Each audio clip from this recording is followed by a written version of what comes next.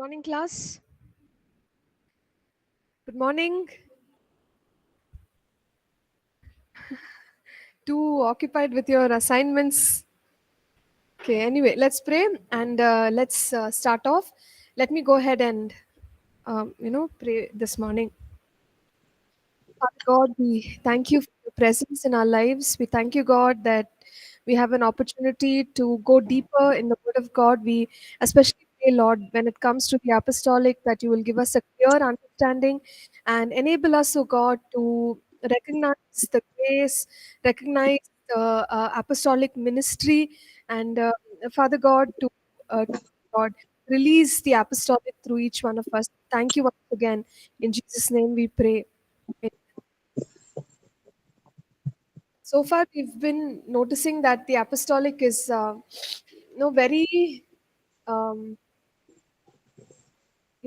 sort of like it goes ahead of any other kind of ministry. Not in the sense that it's first. Now, we'll discuss that today. But at the same time, see, I'll just yeah. But in terms of the passion to reach new places, new people, the apostolic is out there. So that's what we've understood till now. The more we learn about the apostolic, the deeper the understanding of what it stands for will be. So that's the reason we are going to go over quite slowly to really get a picture of the apostolic. And remember how we said both prophetic, apostolic, God is restoring it back to the church. So the understanding, in a sense, is emerging. We know a lot, but then there is so much more to know. And as we study, pieces of the puzzle are coming together regarding the prophetic, regarding the apostolic as well. So, chapter 3 is about the shaping of an apostle. Similar to any other calling that God has for us, He takes us through a period of preparation or a process. So, even for an apostle, it's the same thing. We can see the progression here, which states from apostolic commissioning. Commissioning is being sent out, like, okay, you go, you do the work, or God giving us that clarity that, yes, this is the calling. The apostolic grace comes upon the person. So, with the grace, they are able to do what God wants them to do. And then we see the manifestation of the apostolic ministry through the life of that individual. And that's when we may term that person as an apostle. Now, this is observed in the life of Apostle Paul. So, I'm going to quickly take us through the journey of Apostle Paul, and you'll notice that he's called an apostle somewhere in Acts chapter 14, verse 14. But from Acts 9, the time that he was, like he had that encounter with Jesus on the road to Damascus, it's quite a few years, right? So it is said that, uh, let's say 13 years, yeah, 13 years when Barnabas brought Saul to Antioch. So it's already 13 years from that moment when he encountered Christ. And then, many things take place in his life. He comes to know he has to be an apostle. But it's not until, Acts 14:14, which is roughly, you could say, like a 17-year gap before Paul is well known as an apostle. So you see the time duration for Apostle Paul also. Up until that time, though Paul knew, the others took time to recognize that this is an apostle. So, briefly, the journey of Apostle Paul, around 33 years of age, he encountered God, Jesus, on the road to Damascus. Now, again, for some of us, this number or age sounds very old. For some of us, it sounds, oh, still so young. But whatever the case, right? God can work through our lives at any age. So maybe we've come to know Christ later on in life. Let's not be discouraged. God worked through Apostle Paul's life at this age. So God can work through any of our lives. Then what happened is, soon after he became a believer, he went to the regions of Damascus and Arabia. 3 years he did the ministry over there. He tried to preach Christ. But we can observe from Galatians chapter 1 and 1 verses 16, 17, Acts 9 verses 19 to 25, that people were suspicious of Paul. Reason is, they thought he is an imposter. He's just misleading people, because they knew him as a persecutor. Now if you suddenly say that he's become a follower of Christ, who will believe? So then people didn't believe him. So 3 years somehow he managed to do ministry there, and then his journey goes on. For 15 days he goes and spends time with the uh, he wants to spend time with the apostles, so he goes to Jerusalem. Okay, there we know that he spent time very briefly with Peter. Okay? Now after that, he is spending 13 years in another region.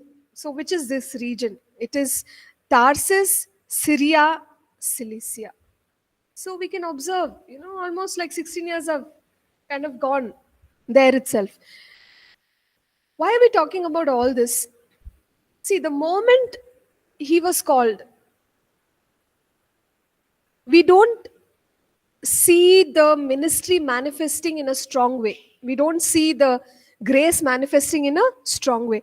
So it's almost like Paul is going through a training or a learning curve where God is letting him see the grace on his life. So little by little, by preaching, ministering to people. So he must have done a lot of ministry in these years. We don't know much about it. Like what exactly, what are the names of the people? How was his preaching initially? We don't know anything. Why? Because that's the training period. And then later on, we find around Acts chapter 11, where Barnabas goes, he brings Paul and he says, why don't you minister here at the church of Antioch?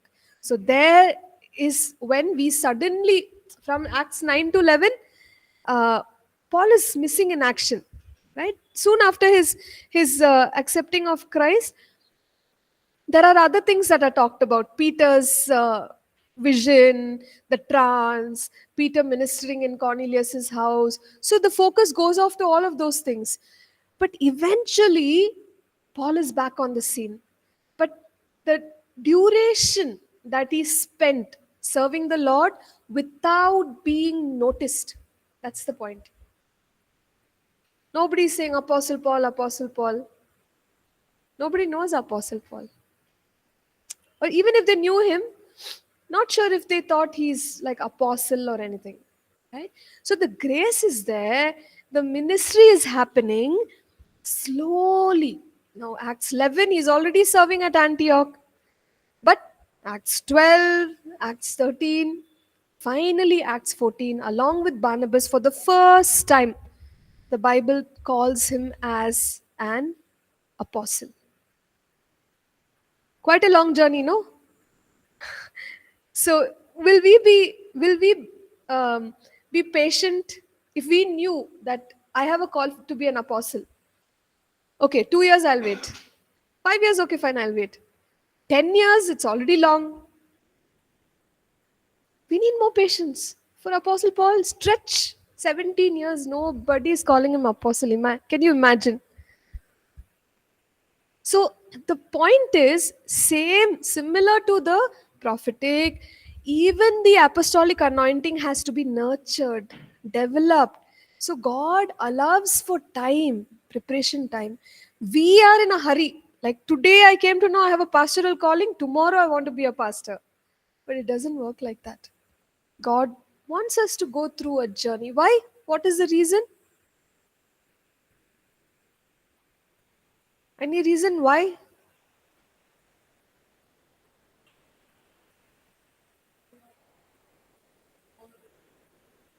Yes, he wants to prepare us more deeply in Christ. Any other reasons why?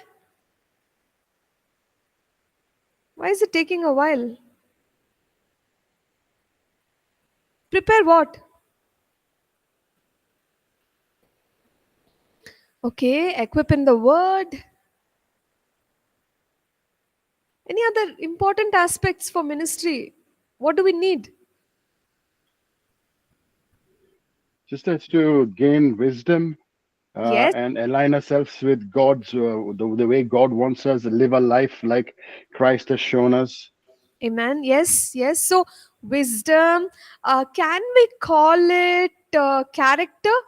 Like in a broad sense. Yeah.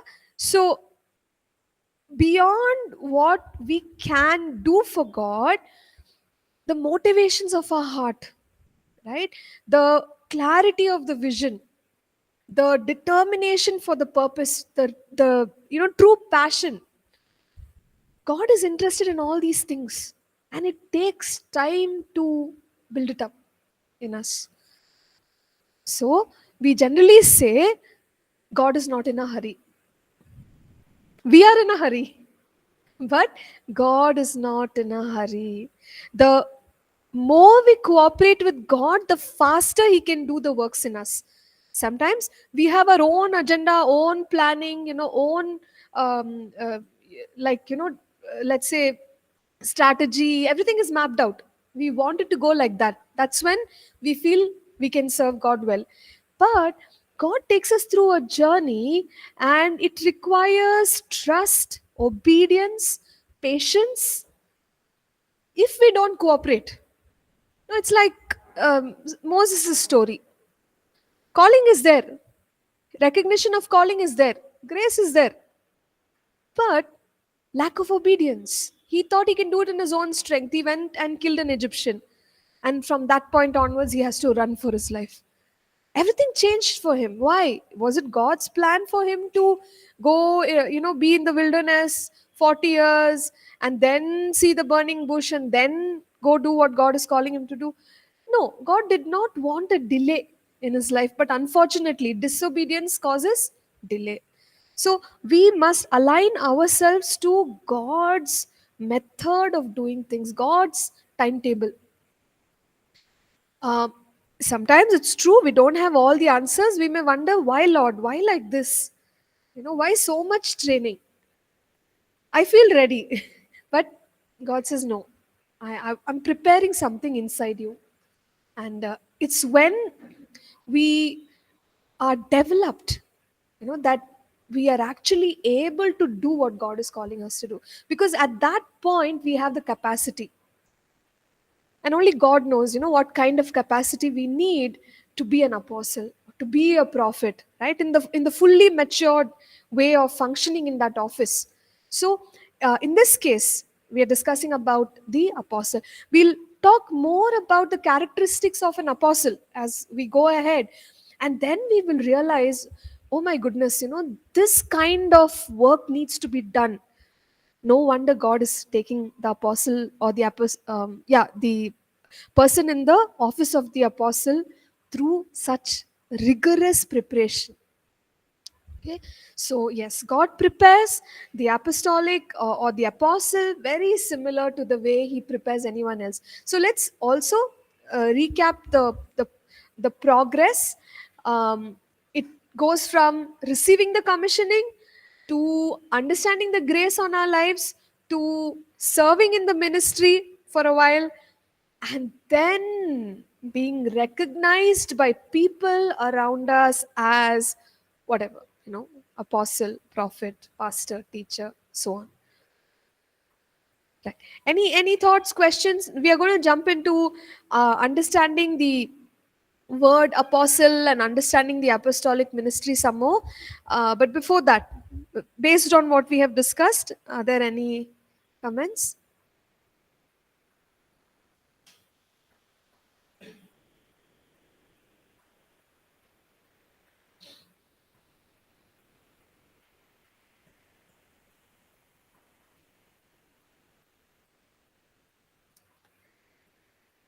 Okay, we're all deep in thought. Fine. So you can process what we just heard.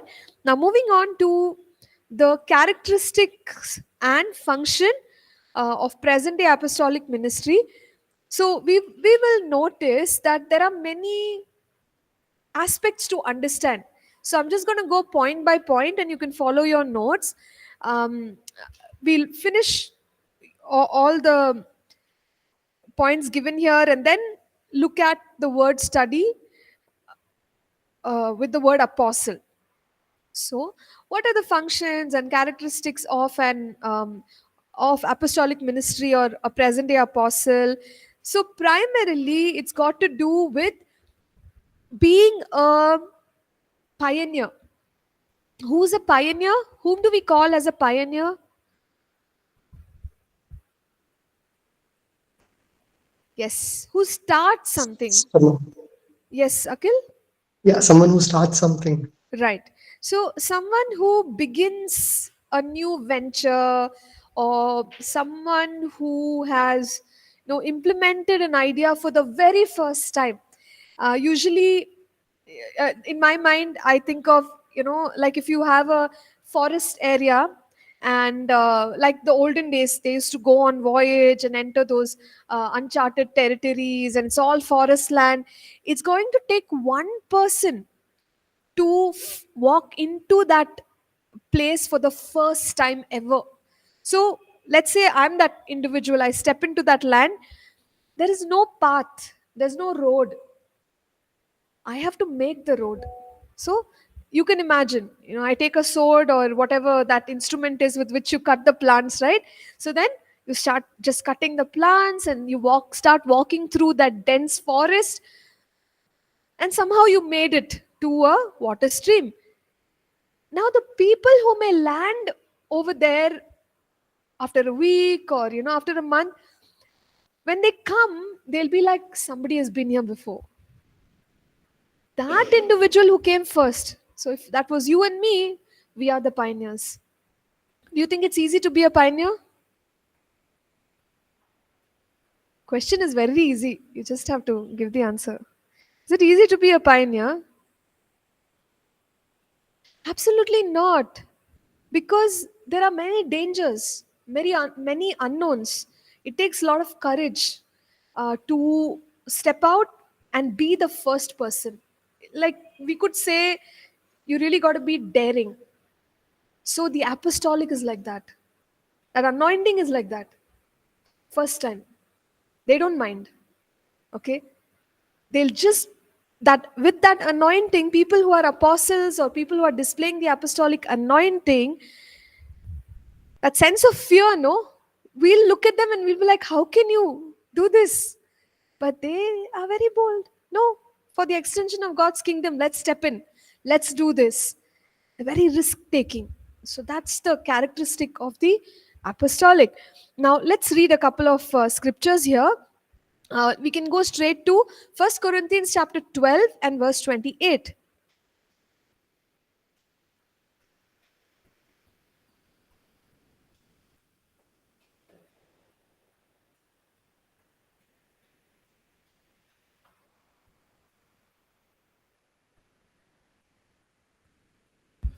And God has appointed this in the church: first apostle, second prophet, third teacher, after the miracles, then gifts of healing, helps, administration, varieties of tongues. Hmm. So, um, notice here there is the word first. Can you read that again, Asapu? God has God appointed. has anointed these in the church: first apostles. Right. Okay, please stop. So, God has appointed these in the church. First, the apostle. Now, in our notes, we also have the reference of 2 Corinthians 10, verse 13, where Apostle Paul talks about the sphere of influence that has been given to him, and that he does not boast of anything outside of that. Only what God has called him to do. So there is something that the apostle has been called to do, but 1 Corinthians 12:28 says first apostle. What is the meaning of that?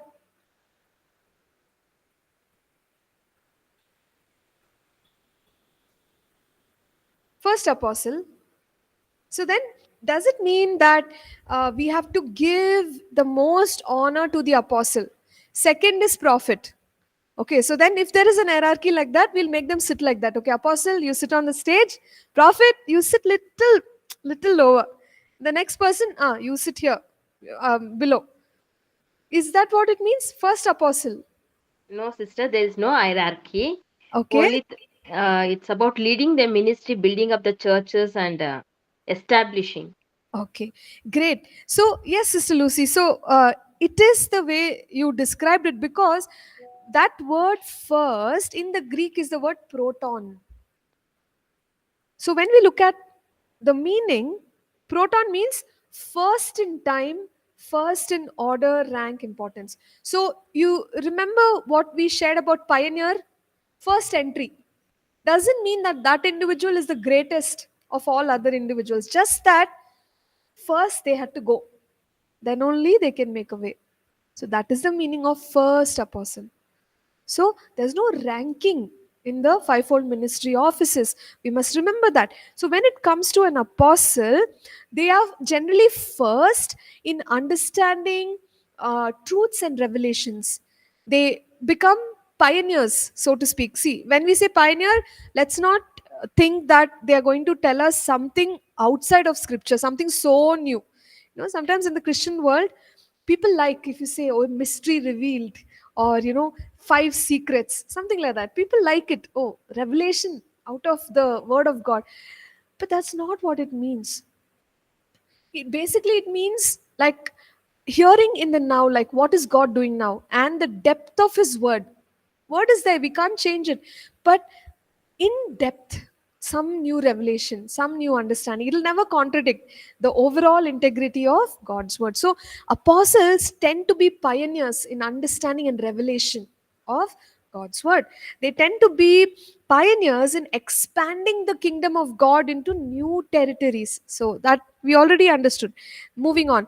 They are pioneers in leading others. So see, when there is a venture of courage, it's never been done before, it's scary.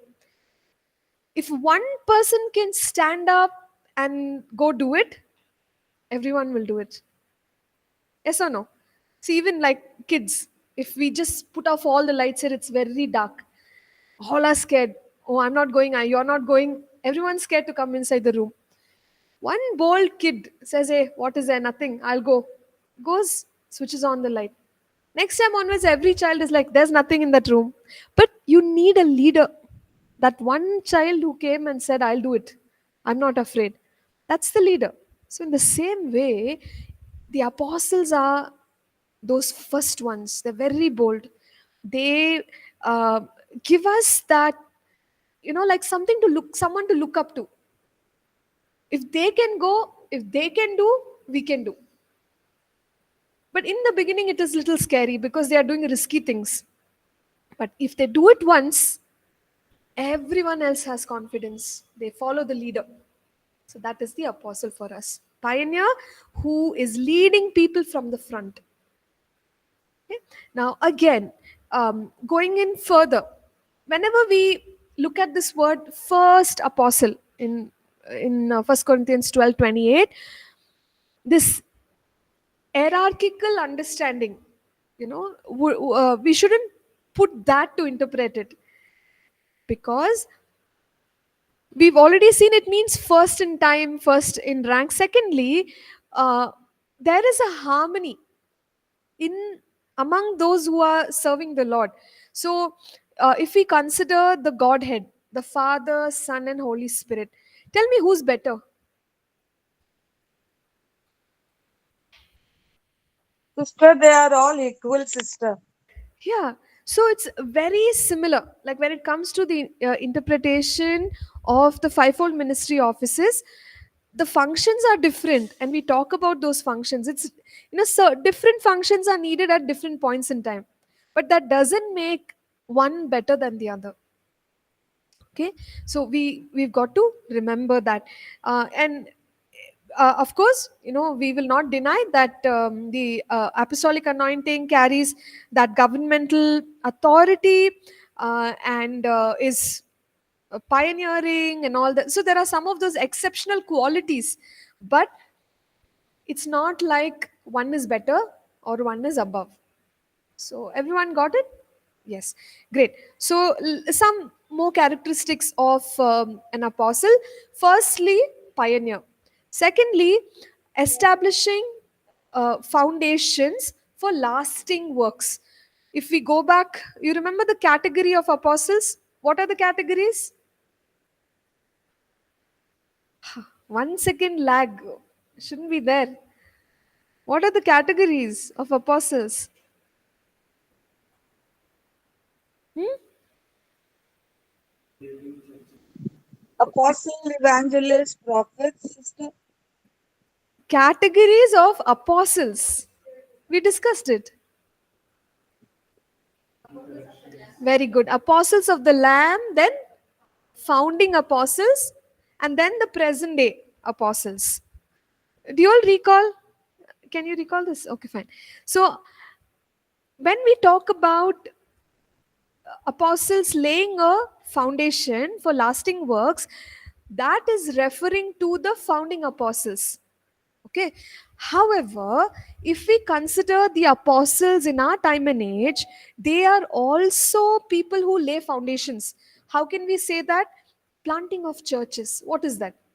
Isn't it? Like you have to lay a foundation in order for a church to grow, thrive, people to mature in the Lord, so on and so forth. So that is laying foundations only. So even today's apostles lay foundation, but not doctrinal foundations. Their way of laying foundations is different. Okay.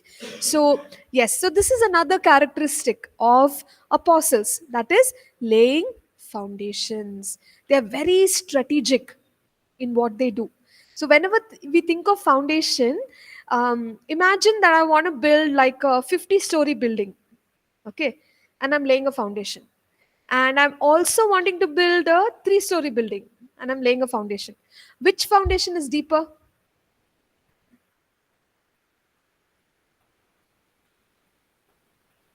Fifty 50 story. stories. Yeah, 50-story. Why, Sister Gertrude? Why should I make a Because deep? of the height, it has to be deeper in underground, sister. The Exactly. depth has to be equal to the height. Yes. So this is true of the apostolic work also. They are usually so strategic. The anointing gives them that wisdom that when they lay foundations, they lay deep foundation. Think about Apostle Paul. The churches that he established, the way the leaders were chosen in the churches, the way he gave them guidelines. This is the way, this is the order. Remember, divine order, we discussed it. So he gave them all order with regard to aspects of worship, aspects of community life, aspects of ministry.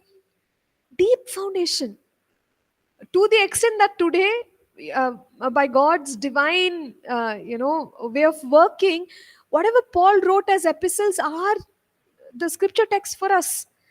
So deep. Those were the founding apostles. Even today, when we find apostles, generally they'll be leaders of movements. See, it's not a joke to lead people. 3 people, 4 people, it's hard enough. But then you find the apostolic anointing where people are leading thousands, 10,000s. A movement is happening across different nations, leading so many people. How to lead without a deep foundation? So apostles have that anointing. They can provide a deep foundation, plant churches and lead movements and things like that. Yeah. Are you all getting an idea? Okay, great. Let's move on. So the next point here says they execute divine plans on the earth, impacting cities and nations. So, obviously we know that we've observed it in the life of Apostle Paul, going to different places and having God's wisdom in order to preach the gospel and then lead people to the next level in their faith. So God gives them the ability to execute plans and purposes of God. So for the prophet or the prophetic individual, revelation comes. Okay, so the prophet has a revelation and they reveal, this is what God says, this is the plan of God, so on and so forth. Apostle will go and do it. You see the difference? So the apostle is more aligned to execution, implementing God's plans on the earth and extending it over regions, extending it over nations. So that's the way an apostle works, and the anointing works. Even in the case of Apostle Paul, it's true, right? Like, yes, he had the ideas and all, but he never just said, "Thus says the Lord," and sat behind. He went from place to place, city to city, and did the work of God. By the time he completed his 3 missionary journeys, implementation, strong implementation had already taken place. So they are more about get it done, like get the work done. So that's the way the apostolic is wired. Now let's move on. The apostles guard doctrine, and this is quite clear. We've seen it in case of Acts 15. You remember, regarding the need for circumcision for salvation, where the apostles come together and they decide, no, that's not what Jesus preached. You don't need to be circumcised in order to be saved. And then they have a decree, and that decree is shared. So they got so worried when people were preaching error. So this is another feature of the apostolic. Cannot tolerate error. Doctrine has to be pure. Even when we read the writings of Apostle Paul, with regard to many things, here there's regarding the family structure, authority structure, regarding your communion, so many of these things, right? He very clearly he wrote to the churches so that there is no error. Divine order and clarity as far as doctrine is concerned is important for the apostles. So if they notice any minor error, you might find them getting really upset and angry, because that's the call of God on their lives. And yeah, thank God for that. Otherwise, we don't know where things will go. But the apostolic will guard doctrine, the apostle will guard the doctrine. Okay, moving on. The apostles establish people in the whole counsel of God. So this means, again, looking at the life of Apostle Paul, if you notice, if you read the book of Acts, it says, he was teaching. In Ephesus, he was in the school of Tyrannus. He is teaching all the time. He goes, if you recall, he goes up to a particular place where he's on the 3rd floor or something, where a man falls from there. Whole night he's preaching.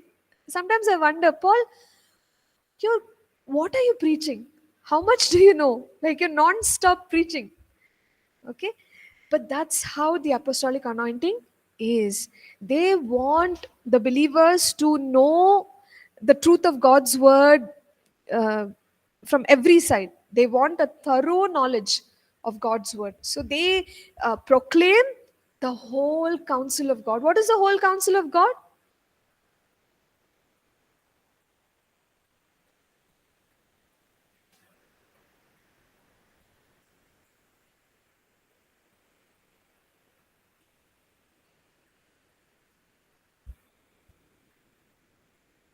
What is the whole counsel of God?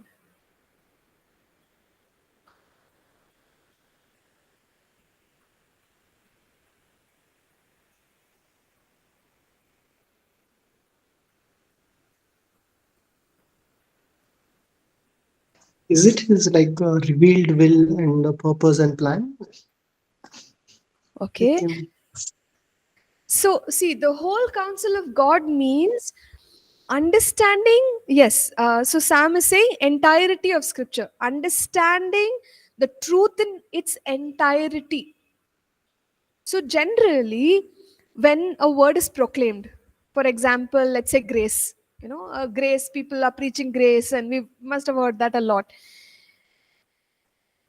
If we just keep saying, yeah, it's okay, God forgives, God forgives, God forgives, and never talk about the breastplate of righteousness, the belt of truth, never talk about the Lord Jesus, that he was made manifest, right? Both grace and truth, that's what Jesus brought to us. So there is a balance. Yes, God forgives, but that doesn't mean we can take this life, of salvation for granted.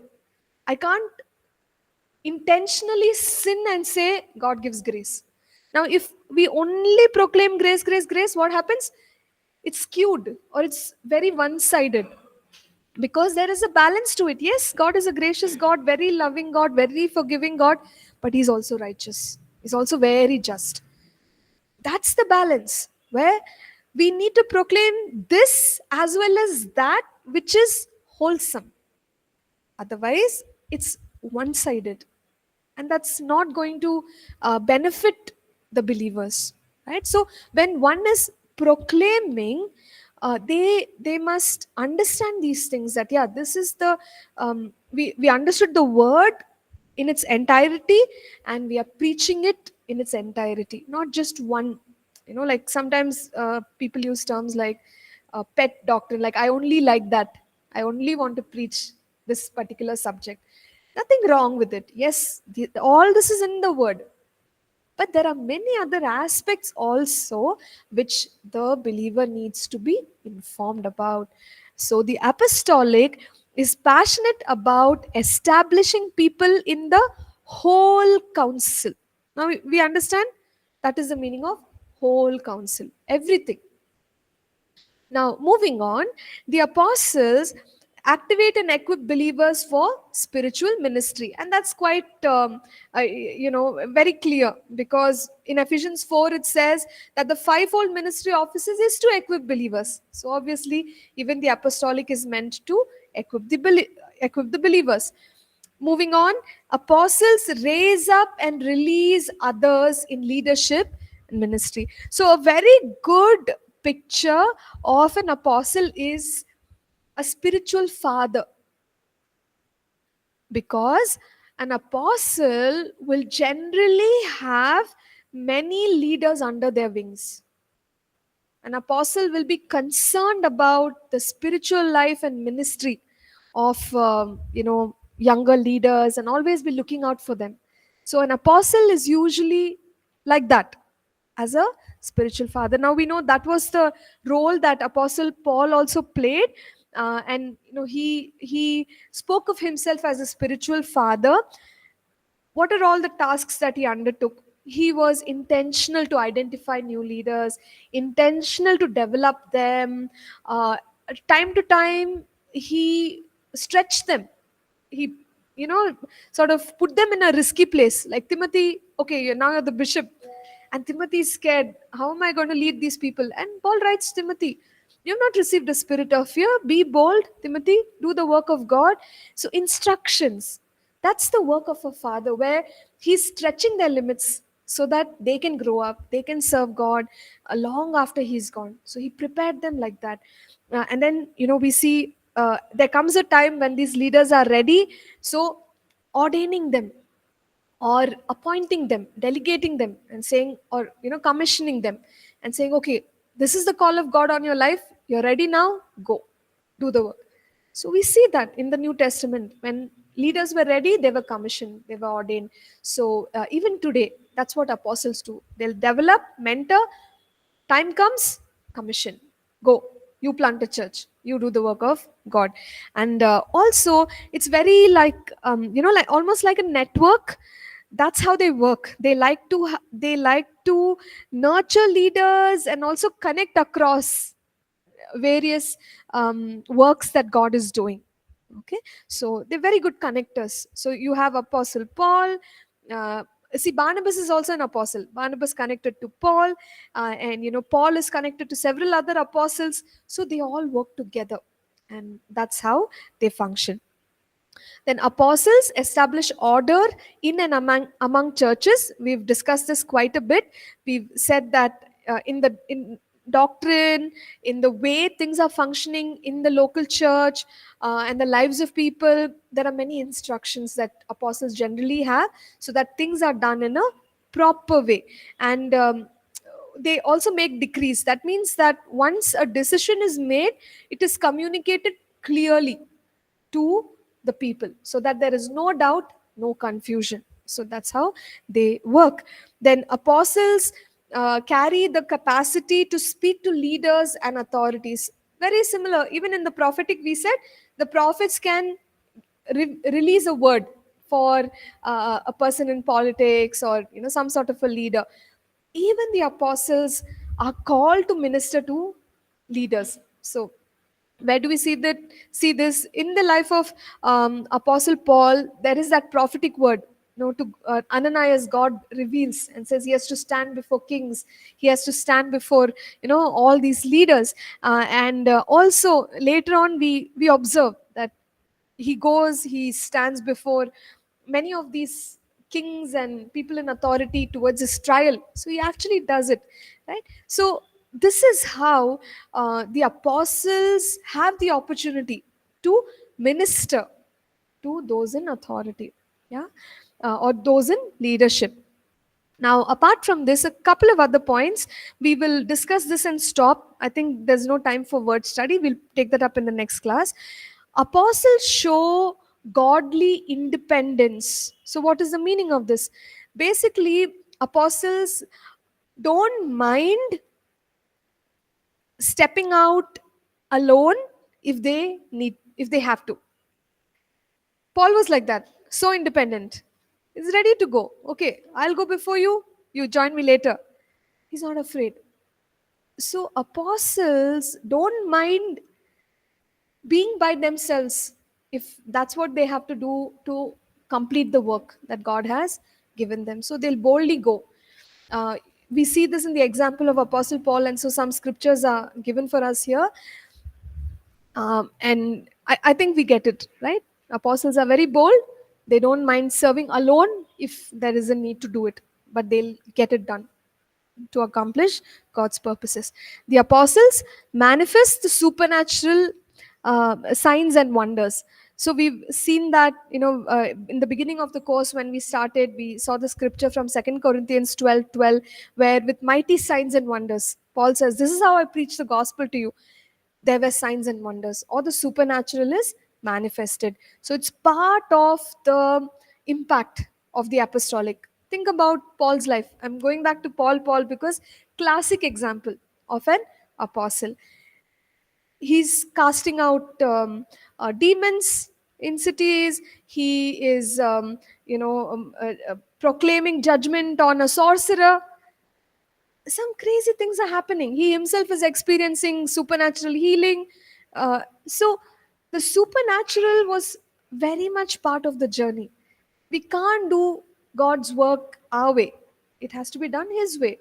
So He gives us the power and the anointing, and the apostolic moves with the supernatural power of God. So, yes, all of that is listed here. And the apostolic, another characteristic is demonstrating endurance, particularly with regard to persecution. Do you recall we said in the book of Acts, the first people to be targeted were the apostles. First people to be threatened, John and Peter. When the council said, "Don't preach in the name of Jesus," they're getting the threats. And then later on, you find it was the apostles. First James, they took one of the James and he was killed, and Peter was in prison. That's when in Acts 12, they prayed for him and God released him supernaturally through an angel.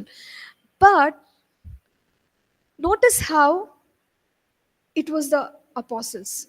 Yes, the church is persecuted, but they were looking for the apostles. So persecution was quite severe and challenging for the apostles. Why? Because obviously they are pioneers, they are leaders from the front. So they are the ones who are noticed. All this is happening because of this person. So they become the target of persecution. But praise God, part of the apostolic anointing is that grace to endure persecution and stand up for Christ in the midst of it. All right, so I think we will stop with this and pick up the word study of the apostle later. If you can just scan through it before the next class, that would be good. I would still say that there is quite a bit of repetition here and there, but it's okay because the concepts are being reinforced. So please read through and then come. If possible, chapter 4 also, if you can just go through it thoroughly. Chapter 4, the section of 60 trends, I meant. So we're already in chapter 4, but there are 2 more sections, the word study on apostle and 60 trends. If you can scan through this, it'll be easier for us to complete it quickly. Okay, so we'll stop here. How are you finding the apostolic? Some new insights. Okay, praise God. Any other feedback?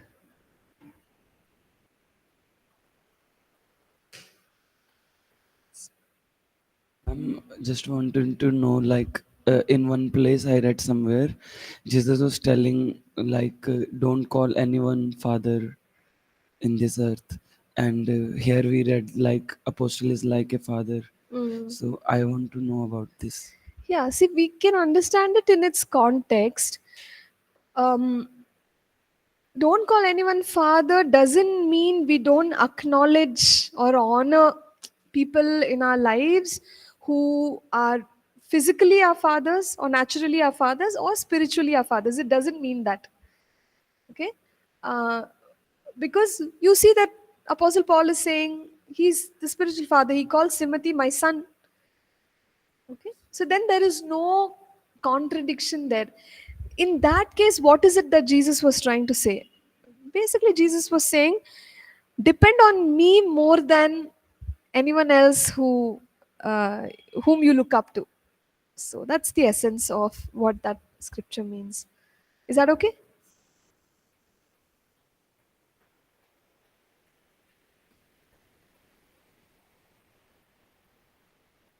All right, let's pray and close then. How about from someone from the online batch leads us in prayer? Akhil? Yeah, let's pray.